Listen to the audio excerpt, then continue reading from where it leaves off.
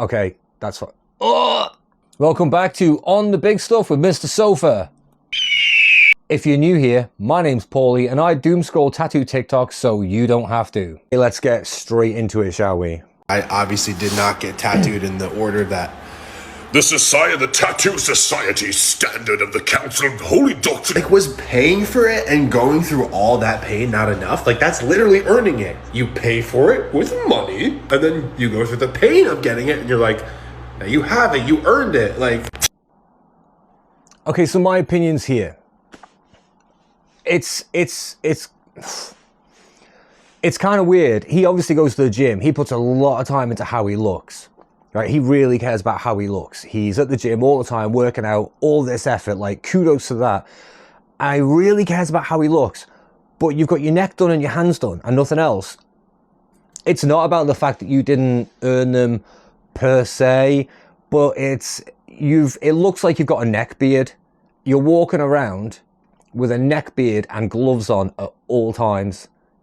So in regards to the earning it situation, you know, some people kind of believe you kind of have to get to that point. But this again goes to show that tattoo artists will do anything you want if you pay them the money.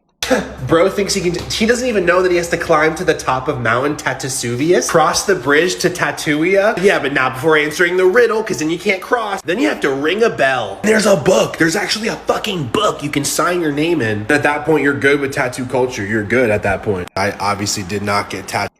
Yeah, it's not about that so much. It's more, we don't want you walking around looking like a fucking idiot. You've got a neck beard. Regardless of the tattoo, it looks like you've got a neck beard, and I can see you've got your hands done. You're walking around at all times with a neck beard and gloves, and it just looks weird. So I'm stoked for you that you went against the grain and you did what you want, and now you look stupid. Call me controversial, but if you can't draw on paper, why do you want to be a tattoo artist so bad? There are, for every 50 people who want to get a tattoo apprenticeship, one of those people who actually really enjoys art and draws all the time and loves drawing and they want to be a tattoo artist.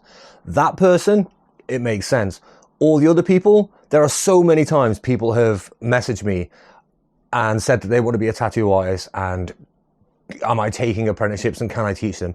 And I'll have a look on their page and there'll be a couple of drawings from a few weeks ago, and they've just started drawing and decided that they now want to be a tattoo artist. Now, this might be a controversial opinion, but yeah, if you don't draw all the time, you don't want to be a tattoo artist. If you don't draw all the time and you think you want to be a tattoo artist, what you actually want is a cool job where you can make loads and loads of money and everyone will go, oh, you're cool. You're a tattoo artist. Oh, that's dead cool. So I don't think this is a controversial opinion. I think this is absolutely on point. If you like this video, don't forget to like and subscribe. Click those things down below, like and subscribe, and back to the video. My client arrived 30 minutes late. What should I do? A, lock the door. B, let them in. C, add a late fee. D, politely remind them of the grace times. Interesting. So, if you're going for a tattoo appointment and you're going to be 30 minutes late, you know how long it takes you to get there. If it takes you half an hour to get there and you leave 5 minutes for your appointment, you know, so you need to message your tattoo artist and tell them that you're going to be late. It's literally that simple. If I've got someone and they're going to be an hour late due to something happened at home, their car broke down, you know, whatever the reason is, if their appointment is at 2 and they've messaged me at 20 to 2 and said, I'm going to be an hour late, there's been some like major problem, that's fine, because then I know I can sit down, I can draw, I can do something in between, unless I've got something straight after, which I usually have like a time in between tattoos anyway, in case of anything like this happening. But if you're going to be late, you know you're going to be late, and if you don't message saying you're going to be late, oftentimes you'll be penalized. Sometimes I'll give people the first time, it's a pass. The second time, I'll be a bit annoyed, but then from then on, I let them know that they're going to start paying from the time that their appointment starts. If you're going to be late, let us know you're going to be late. It's not that difficult. Like if you have a job and you start at 9 o'clock and you just stroll in at 10 o'clock, you'll lose the job. If you've got a doctor's appointment at 9 o'clock and you stroll in at 10 o'clock, you don't have the appointment. Treat it the same as that. How it feels to have one arm tatted.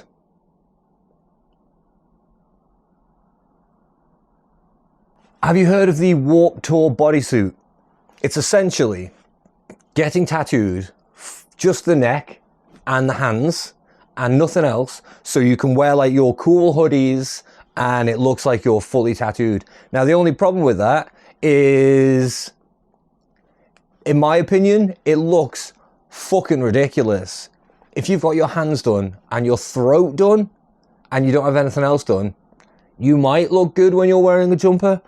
But if you're wearing a t-shirt or you have your top off, which obviously at some point you're going to have, you look stupid. And weirdly enough, this is sometimes a controversial opinion. Let people get what they want. People can get what they want, but you'll still look like a fucking idiot. Unemployed Ollie down at Pardon My French. I've briefly met Ollie a couple of times. Probably one of the most handsome tattooers I've ever met. And he's doing white over black. Stenciling over black is very, very difficult. As you can see, you need very good lighting. You need to kind of like rely on reflections. But there's the first one, which looks great. And he's going to be adding the second one there as well. But yeah, white over black can look absolutely phenomenal. I'm not sure if he's done this in one pass or if he's done two. But either way, that's great. So yeah, shout out to Unemployed Ollie. Go and give him a follow. And you'll see how handsome he is too. Round two of trying to give myself a blackout sleeve. This is horrible. That is absolutely horrible. That, I don't know. I'd like to hope that this is not real, but it's looking a little bit swollen. I think that's real. Oh, and there's the setup. That's sad.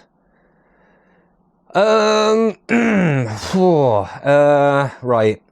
So one of the problems here as well, this is people assuming that tattooing is very, very easy, right? Now, saturating solid black is something that you learn, and it's very difficult to learn. When you've got it down, great, but it's difficult to learn. Now, in the comments on this video, someone was like, oh, you need thicker ink. I don't... You can do this crap without... What did you apply it with? A toothbrush? Nice. Yeah, so the issue there is that's someone who can't tattoo thinking it's easy to tattoo. Now, even though it looks like it would be very, very simple, it is not very, very simple. Now, someone in the comments said he just needs to do a couple more passes, go over it a couple more times after it's like healed, and that's how blackout sleeves work. That is not how blackout sleeves work. I've worked with people in the past who've done full blackout for people and said, oh, we'll have to do 2 or 3 times to make sure it's solid black. That's not the case. I've got my arm blacked out and it was one pass, like knuckles to elbow, and I've never had to have any touch-ups on it whatsoever. So if it's done properly, it can be done in one go. Maybe the odd touch-up, but claiming that it's going to take 3 goes is... that either means that you are trying to get as much money out of that person as you possibly can, or you just don't know what you're doing. So this is not one that I'm going to watch. Okay, that's fine. Oh! Whoa, Jesus Christ. Whoa. Okay, so I'm all about body mods. Do what you want. I don't care. Correct me if I'm wrong, but I read once somewhere that apparently there's like, what, a 1 in 10 chance of losing sight in your eye if you get your eyeball like tattooed. And it's not even tattooed. It's you are injecting the ink into the eye and then it like spreads, whatever. So you're not tattooing the eye. You're just injecting ink into it. But I believe there's a very high risk of losing your sight in your eye. That's a pretty high chance of losing your sight. Is it worth it? For me, absolutely not. I'm sure for these people, if they get their eye tattooed and then they lose their sight, they will then realize, yeah, no, that wasn't worth it because now I'm blind. Like, I might look cool to other people, but now I'm blind. So that one is not for me. So very small tattoos, and he used the numbing cream while he was getting these tattoos. So the interesting thing here, I have used numbing cream on myself when I had like my blackout sleeve, and it did help. The only problem was about halfway through, weirdly enough, the tattooing itself didn't hurt, but the wiping with the tissue was horrible. I don't know what that is about. I don't know what that's about. I don't know what that's about, but that was the situation. And I've had my customers use certain numbing creams, and it hasn't changed the texture of the skin. There hasn't been any problem with healing. Sometimes it works great, sometimes it doesn't. It's a bit of a lottery, really. It's a bit of a gamble, but it's usually for pieces, big pieces on like the ribs, on very painful places where you're going to be getting tattooed for 4 or 5 hours. This guy's tattoos would have been essentially non-painful anyway. Maybe he's getting tattooed for like an hour in one spot and then maybe an hour in another spot, like maximum, but his tattoos are all very, very small, pretty like thinner lines. There's literally zero reason for this guy to be using numbing cream. That doesn't really make any sense to me. But if you're going to be getting tattooed for 45 minutes, don't use numbing cream. Like, you just take a couple of deep breaths, you'll be fine. That's not going to be a bad day for you, even if you don't use numbing cream. Thanks for watching. Like, subscribe. See you later.